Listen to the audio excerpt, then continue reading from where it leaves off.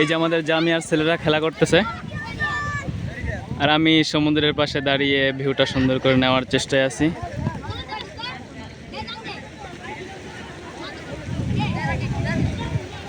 আল্লাহ পাক রব্বুল আলামিনের কত বড় একটি কুদরত।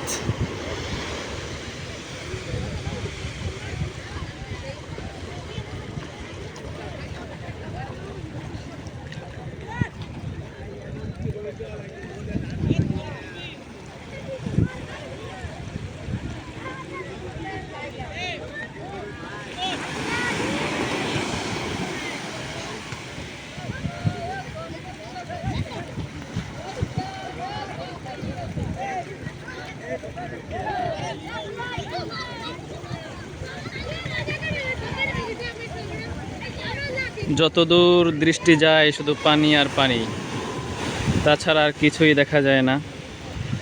এমন একটি সুন্দর মুহূর্তে আসলে কতই না ভালো লাগে।